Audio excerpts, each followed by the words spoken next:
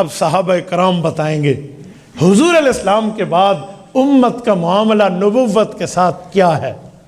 سیدنا علی المرتضیٰ فرماتے ہیں، اسی آیت کی تفسیر میں فرماتے ہیں، آپ اٹھائیں کتاب تفسیر قرطبی، عربی زبان میں ہے، آپ کی مرضی، یہی آیت یہی اسی پارے کی تفسیر اٹھائیں، تفسیر ابن کثیر اٹھائیں، آپ کی مرضی، تفسیر مظہری اٹھائیں، دارالعلوم دیوبند سے 100 سال پہلے کی تفسیر ہے، آپ کی مرضی، آپ الکشف والبیان اما فی تفسیر القرآن تفصیل ثعلبی اٹھائیں، امام ثعلبی رحمہ اللہ کی، آپ کی مرضی، کنز العمال امام علاء الدین متقی الہندی کی اٹھائیں، آپ کی مرضی، یا اردو زبان میں تفسیر سمجھنے کے لیے مفتی اعظم پاکستان مفتی محمد تقی عثمانی دامت برکاتہم کے والد محترم مفتی محمد شفیع رحمہ اللہ کی معارف القرآن کی جلد نمبر 2 صفحہ 461 اٹھا لیں، آپ کی مرضی۔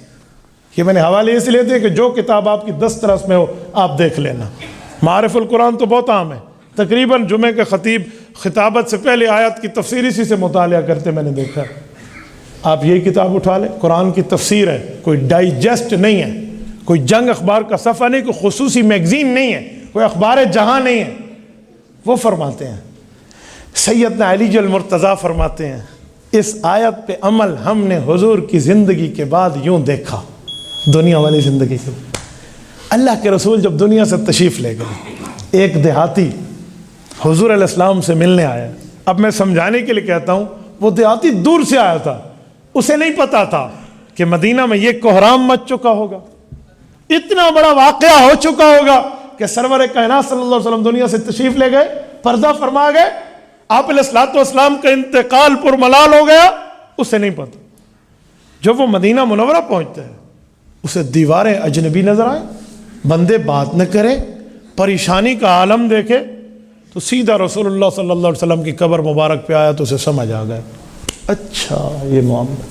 ابھی 3 دن گزرے، لما دفنا رسول اللہ صلی اللہ علیہ وسلم بعد بثلاثۃ ایام، سیدنا علی المرتضیٰ کے لفظ 3 دن گزرے تھے۔ جاء اعرابی من البدوی، دیہات سے آئے، آ کر بیٹھے، اب معاملہ تو سمجھ گیا، اس کی آنکھوں میں وہ خواب سجے ہوئے تھے کہ جاؤں گا حضور تشریف فرما ہوں گے، دیدار کا شربت پیوں گا، حضور علیہ الصلوۃ والسلام کی زیارت کروں گا، اور پھر کوئی اگلا کام ہوگا۔ تو اب تو سارے خواب ٹوٹ گئے نا۔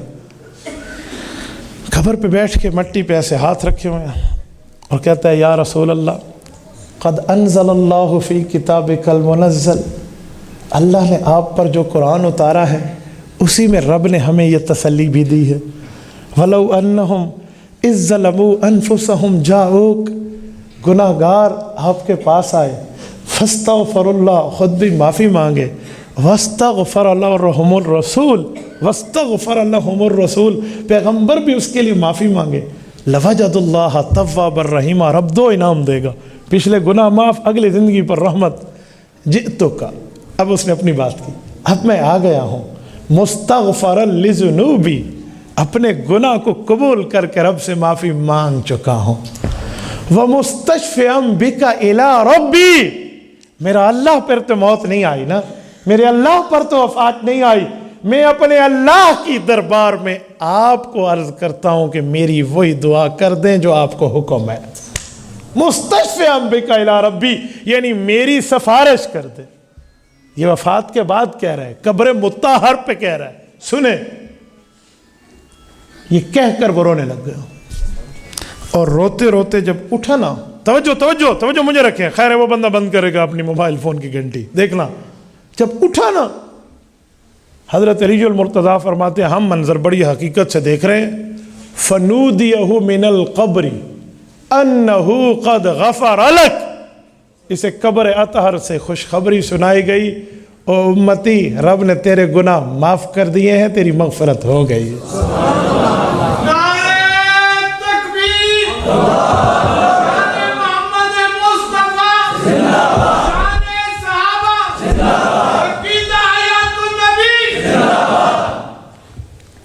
یہ امت اور نبوت کا تعلق آج بھی برقرار ہے، تو یہ تو مفسرین لکھتے ہیں جو میں نے پڑھے ہیں، فَثَبَتَ أَنَّ حُکْمَ الْآیَةِ بَاقٍ بَعْدَ وَفَاتِهِ، کہا اس بات سے ثبوت مل گیا کہ اس آیت کا حکم قیامت تک کی امت کے لیے باقی ہے۔ میں کروڑوں رحمتیں نازل کی دعا کروں شیخ التفسیر مولانا احمد علی لاہوری کی قبر پہ رحمہ اللہ، اللہ اس کی قبر پہ اربوں کروڑوں رحمتیں نازل فرمائے۔ میں مدینہ منورہ میں تھا، انہی کے سلسلے کے بزرگ ملے اور انہوں نے ہمیں بتایا کہ حضرت لاہوری جب تشریف لاتے تھے نا تو خانہ کعبہ پہ روضہ رسول پہ ٹھہر کے جہاں سلام پڑھتے، درود پڑھتے، وہاں ایک بات یہ بھی کہتے کہ یا رسول اللہ سفارش تو کراؤں گا، وہ حکم قرآنی ہے، لیکن کلمہ بھی پڑھوں گا تاکہ آپ میرے ایمان کے گواہ بنے اور اللہ قیامت میں مجھے بخش دے۔ کیوں؟ حضور پاک صادق اور امین ہے۔ صادق ان سے بڑا سچا کوئی نہیں ہے، امین ان سے بڑا امانت دار کوئی نہیں ہے۔ جب آپ کلمہ پڑھ کے امانت قبر اطہر پہ دیں گے اور یہ امانت حضور آپ کو قیامت کے دن میں لوٹائیں گے تو پھر بندے کی مغفرت یقینی ہے۔ اب ذرا سنیں، ایک بندہ مجھے کہنے لگا یہ تو قبروں سے مانگنے کا طریقہ ہے۔ میں نے کہا میرے بھائی تھوڑا سا کول اپ، ٹھنڈے مزاج سے ذرا سوچ، یہ کسی پیر فقیر دی گل ہے یا حضور دے صحابی دی؟ کہنے لگا بات تو حضور کے صحابہ کی ہے۔ میں نے کہا شرک تجھے زیادہ سمجھ آتا ہے، سیدنا علی المرتضیٰ کو نہیں آتا۔ مرحب مشرک عمر بن عبد ود مشرک جب جنگ خندق میں خندق کراس کر کے آیا، جو 1000 بندے سے تنہا لڑتا تھا، علی المرتضیٰ کی تلوار کے ایک وار نے اس کی گردن اڑا دی۔ علی شرک برداشت نہیں کرتا۔ اور اگر یہ واقعہ شرک ہے، اگر یہ واقعہ قبر سے مانگنا ہے، اگر یہ واقعہ بت پرستی کی دلیل ہے جیسے تو سمجھ رہا ہے غلط فہمی پر، تو علی المرتضیٰ پر کیا فتویٰ دے گا؟ ایک بندہ مجھے کہنے لگا دیہاتی کا نام کیا تھا؟ میں نے کہا یار 1 منٹ کے لیے، اس کا نام کوئی نہیں تھا۔ تو پھر کیا ہوا؟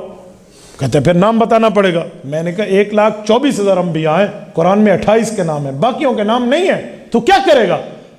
کہتے ہیں اللہ کی بات سچی ہے، رب نے فرما دیا ہم مانیں گے چاہے نام ہو یا نہ ہو۔ میں نے کہا علی المرتضیٰ کی دلیل سچی ہے، چاہے اس کا نام ہو نہ ہو ہم مانیں گے۔ یار حضرت علی تو نام معلوم ہے نا، حضرت علی تو تائید اور تصدیق اور تصویب کر رہے ہیں، حضرت علی ایسے کر رہے ہیں، کوئی مذاق ہے؟ علی المرتضیٰ رضی اللہ عنہ شرک اور توحید کی بات اسے نہیں سمجھ آتی۔